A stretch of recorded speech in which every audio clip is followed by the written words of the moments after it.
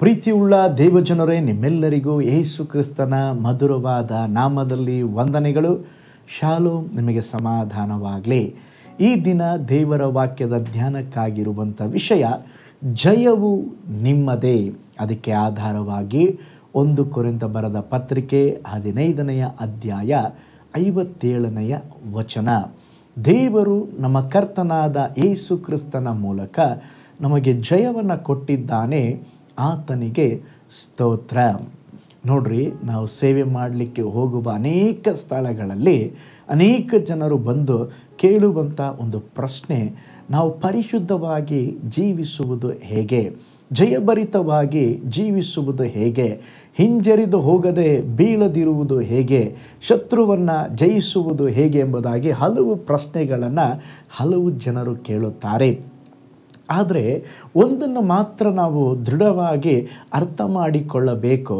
ನಿಮ್ಮ ಪರಿಶುದ್ಧ ಜೀವಿತಕ್ಕೆ ವಿರೋಧವಾಗಿರುವ, ಸೇವೆಗೆ ವಿರೋಧವಾಗಿರುವ ಸೈತಾನನು ಸೋಲಿಸಲ್ಪಟ್ಟಿದ್ದಾನೆ. ಸೈತಾನನು ಸೋಲಿಸಲ್ಪಟ್ಟಿದ್ದಾನೆ ಎಂದು ನೀವು ತಿಳಿದುಕೊಳ್ಳುವವರೆಗೂ ಜಯವನ್ನು ಹೊಂದಿಕೊಳ್ಳಲು ಆಗುವುದಿಲ್ಲ.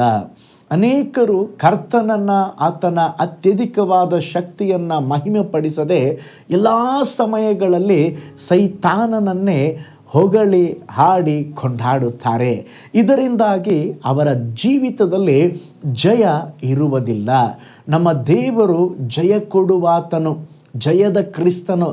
ಆತನ ಹೊಂದಿದ ಜಯವನ್ನು ನಾವು ಮುಂದಿಟ್ಟುಕೊಂಡು ನಾವು ಸಹ ಜಯ ಹೊಂದಿದವರಾಗಿ ನಡೆಯಬಹುದು. ಆದುದರಿಂದಲೇ ಅಪೊಸ್ತಲನಾದ ಪೌಲನು ಹೇಳುತ್ತಾನೆ, ದೇವರು ನಮ್ಮ ಕರ್ತನಾದ ಯೇಸು ಕ್ರಿಸ್ತನ ಮೂಲಕ ನಮಗೆ ಜಯವನ್ನು ಕೊಟ್ಟಿದ್ದಾನೆ, ಆತನಿಗೆ ಸ್ತೋತ್ರ. ಬೇರೆ ಮಾತುಗಳಲ್ಲಿ ಹೇಳುವುದಾದರೆ, ನಾವು ಪ್ರತಿದಿನದ ಆರಂಭವನ್ನು ಆರಂಭಿಸುವುದೇ ಕ್ರಿಸ್ತನಲ್ಲಿ ಜಯ ಹೊಂದಿದವರಾಗಿ. ಒಂದೊಂದು ದಿನವೂ ಮಹಿಮೆಯಾದ ಜಯದ ಜೀವಿತ ನಮಗೆ ಇಡಲ್ಪಟ್ಟಿದೆ. ನಾವು ಅದನ್ನು ಸ್ವತಂತ್ರಿಸಿಕೊಳ್ಳಬೇಕು. ಸೈತಾನನ ಕುರಿತು ಆಲೋಚಿಸಬೇಡ್ರಿ. ರಾಜಾದಿರಾಜನ ಮಕ್ಕಳಾದ ನಮ್ಮನ್ನು ನಾಶಪಡಿಸಲು ಸೈತಾನನಿಗೆ ಯಾವ ಅಧಿಕಾರವೂ ಇಲ್ಲ, ಶಕ್ತಿಯೂ ಇಲ್ಲ. ನಾವು ಉನ್ನತವಾದ ದೇವರ ಮಕ್ಕಳಾಗಿದ್ದೇವೆ. ಒಂದು ವೇಳೆ ಸೈತಾನನು ನಮ್ಮನ್ನು ಮೋಸಪಡಿಸಿ ವಂಚಿಸಬಹುದು ಹೊರತು ಹೋರಾಡಿ ಯುದ್ಧ ಮಾಡಿ ನಮ್ಮನ್ನು ಜಯಿಸಲಾಗುವುದಿಲ್ಲ.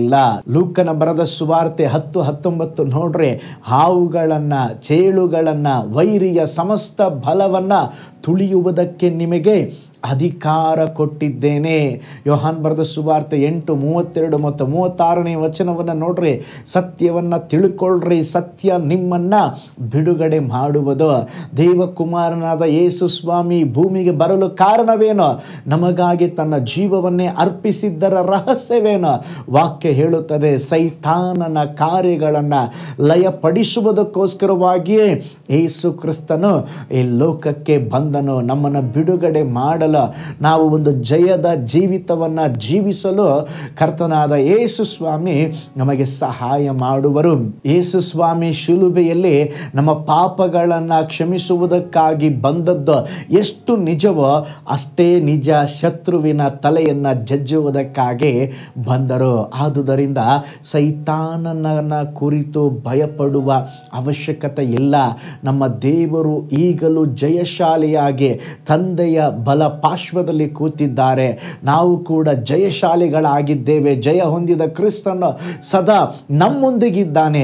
ಪ್ರೀತಿಯುಳ್ಳ ದೇವ ಮಗುವೆ, ಜಯವು ನಮ್ಮದೇ. ಆದುದರಿಂದ ಭಯಪಡಬೇಡ್ರೆ.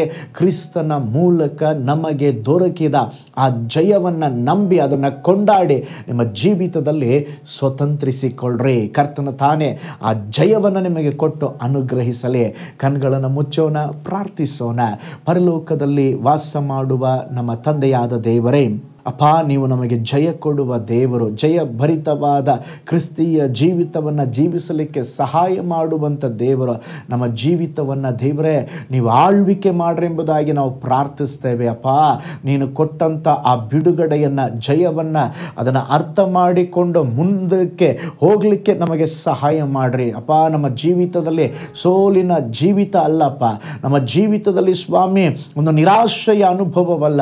ಯಾವಾಗಲೂ ಅಪ್ಪ ಕ್ರಿಸ್ತೇಸುವಿನಲ್ಲೇ ಇರುವಂಥ ಜಯವನ್ನು ಹೊಂದಿ ಪ್ರತಿ ದಿವಸ ಜಯಕರವಾಗಿ ಜೀವಿಸಲಿಕ್ಕೆ ನಮಗೆ ಸಹಾಯ ಮಾಡಿರಿ. ಪ್ರತಿಯೊಬ್ಬರನ್ನು ಬ್ಲೆಸ್ ಮಾಡಿರಿ. ವಿಡಿಯೋ ವಾಚ್ ಮಾಡದಂಥ ಪ್ರತಿಯೊಬ್ಬರ ಮೇಲೆ ನಿಮ್ಮ ಆಶೀರ್ವಾದ ಇಳಿದು ಬರಲಿ. ಇವತ್ತಿನಿಂದ ಒಂದು ಜಯಭರಿತ ಜೀವಿತ ಅವರದಾಗಲಪ್ಪ. ಹಾಗೆ ಮಾಡುವುದಕ್ಕಾಗಿ ಸ್ತೋತ್ರ. ನಮ್ಮ ಪ್ರಾರ್ಥನೆ ಕೇಳಿದ್ದಕ್ಕಾಗಿ ಸ್ತೋತ್ರ. ಯೇಸುವಿನ ಹೆಸರಿನಲ್ಲಿ ತಂದೆಯೇ, ಆಮೇನ್, ಆಮೇನ್, ಆಮೇನ್.